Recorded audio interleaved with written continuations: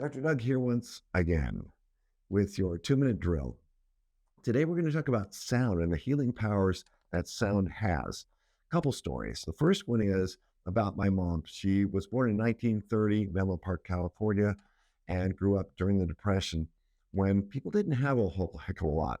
So, to counter that, the people who had phonographs, record players, radio, and so forth, they would turn to sound to boost their mood, particularly during World War II.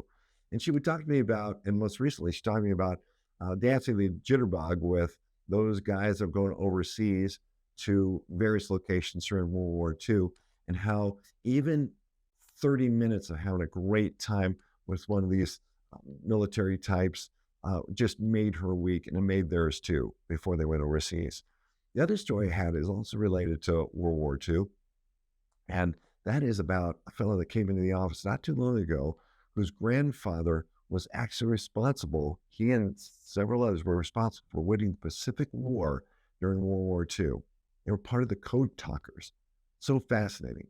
Well, this fellow comes in with a nervous system condition that was induced by some form of trauma, either when he was a kid or while he was in the Marine Corps, where his face would go into these spasms or nervous tics. They'd twitch all the time, particularly when exposed to bright sunlight.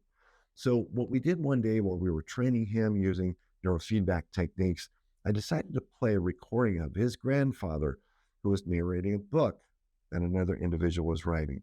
So as I was playing his grandfather's voice, talking about his experiences in World War II, every single one of the tics in this fella's face completely went away.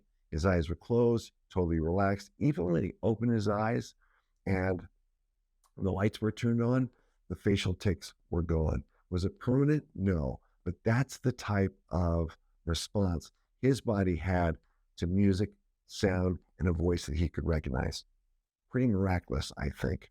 So what I want you to do this week is something different, something special.